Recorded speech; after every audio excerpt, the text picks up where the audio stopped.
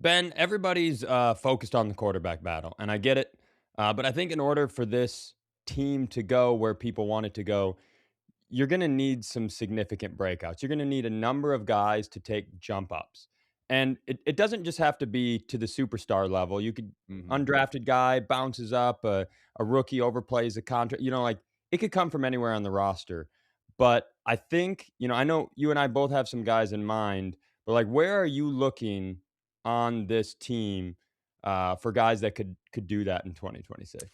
All right, let's go with defense. Okay. In my player, I already took the liberty of kind of fudging your topic here because I look at this player as like more of a bounce back than maybe a breakout player because we've already Could you seen him just break do out could you once. just do the assignment just once? Sorry, teach. I already manipulated it. I already like Uh-huh. took it and like made it into something else. I'm gonna go with Byron Murphy Jr. I think that Okay. he's gonna have a bounce back year. We've already seen him break out. He's entering his fourth year with the Vikes. Obviously, he came in with a lot of fanfare from Arizona. Um, I just think that we need to almost get him back to what he was playing like 2 years ago. Mhm. Um, and I think there are some legitimate, I don't want to say excuses for him, but I think there are some legitimate reasons why he had sort of a down year last year. We all know that defensively, especially when it comes to cornerbacks, making sort of statistical plays. If you're looking at the stat sheet, like, oh, we need every defensive back to have like interceptions and PBUs and all this other stuff, right? Well, he took a step back last year. And I think the biggest thing is um, our offense sucked. And every defensive player, whether you're a pass rusher or you're a defensive back, you just play better and have more stat padding, and your line looks better when you're winning and you're ahead and you have basically a quarter and a half in the second part of the game where you're ahead and the offense is one dimensional. Mhm. So that was a huge hit, not only for him, but I think for a lot of guys in the defensive backfield. So um, I think he's a guy that I think if we can get some semblance of, I don't think it's going to be a Sam Darnold offense, but I think if we can get a higher scoring offense more consistently, he should have a bounce back year. Okay. I'm gonna switch over to offense. My first one I'm gonna give you is Donovan Jackson. Mm, And weirdly, like, one of the least noisy first round draft picks I can remember in my life. Like, nobody talks about him. Nobody thinks, like, because of the JJ thing, the Dallas Turner thing the year before. Like, there just hasn't been a lot of noise about him. And I've talked to some people, like, who I know in NFL circles who really know tape, and you and I mhm. haven't talked about this yet. But, like, pretty much the consistent theme in that conversation is this guy's floor is really good NFL guard. Like, he's a good NFL guard. Yeah. So, I look at it like, if he can make this leap, like, I wouldn't be surprised if at the end of the year you're going, "Man, do we have a 10-year starter here? Do we have a guy that might be in the top 20% of guards in the league, maybe better?" I think that's on the table. And, like, not only that, do I what that represents for this season could be big, but I think what it represents on this broader Viking historical scale, like, if that happens to be true, now you're talking about you might have the best left side of an offensive line in all of professional football with what Yeah. Darisaw is capable of, which, I mean, imagine saying that as a Viking fan. Uh, Mhm. I hope they extend Brian O'Neill. I think he's one of the best right tackles in the league. You got Freeze Fries, who I think, got caught up in the injury situation last year, and I don't think he got the credit maybe deserved, or we didn't get to see what he's truly capable of. So you're kind of, and I don't know if Brandel's this guy, but you're kind of a center away from going, wow, we have the best offensive line that this team has had since 1998. And it's that old adage, that's no one wants to talk about it no matter how much we all know it's true. That is where football is won, on the offensive and defensive line. And if all of a sudden you can get some production out of the center spot, and Donovan is as good as I think and hope he could be, man, 98, '09. Those were the years that we had the best offensive lines, and that, like, not just jump up this year, you go, is that the path to in 2 years, we're playing the sort of relevant football that we're all really excited about? So that's one of my breakouts, but it's also I'm heaping a bunch of expectation pressure on it. Yeah, and it is going to be, going back to what I was talking about with Murphy, it's obviously we all know it's harder to kind of like really analyze how offensive line play works because there's not like a stat line to really watch, but we can watch.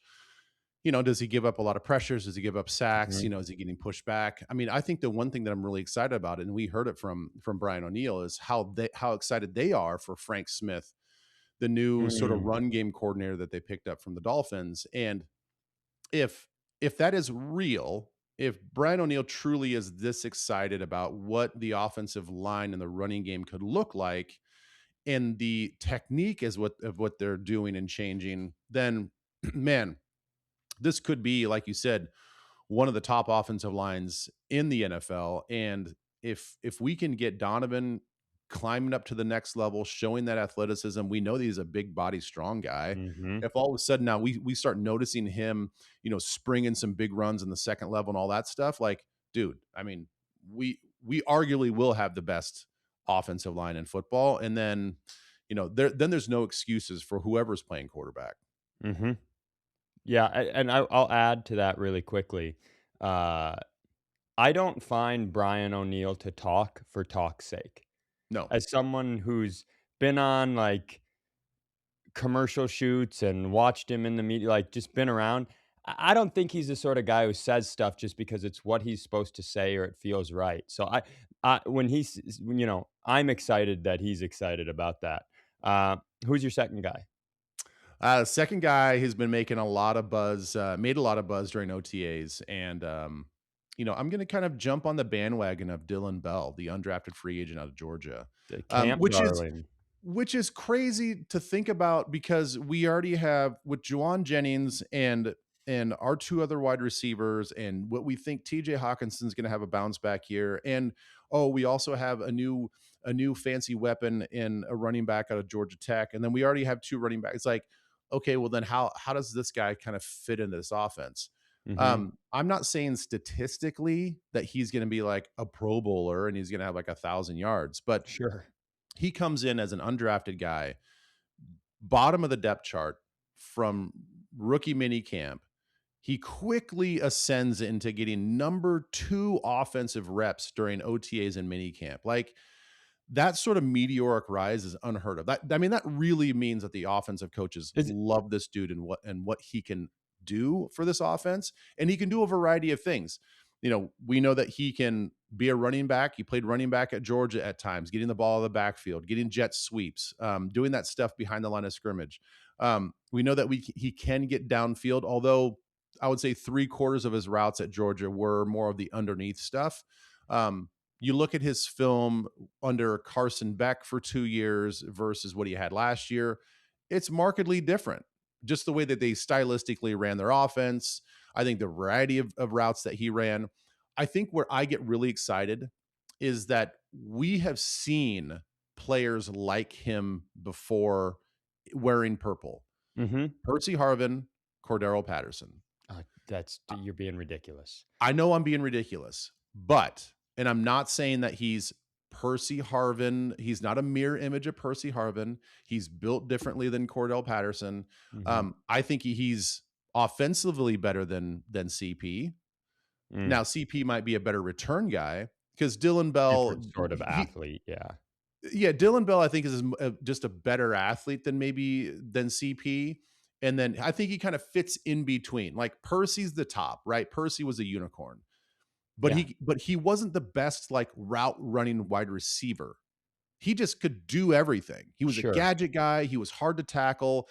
He was quick in open space. He was strong as an ox. People didn't realize how strong he was when he ran angry. So I would say Percy's up here. I think Dillon Bell has a lot of those similar traits where he's sudden and he's sturdy and he's strong, but he's also really, really explosive. He's a 39-inch vertical leap. I mean, this guy Wow. he's got some hip pop to him now. So, um, but I don't think that he's quite the return guy as CP, but he's done it before.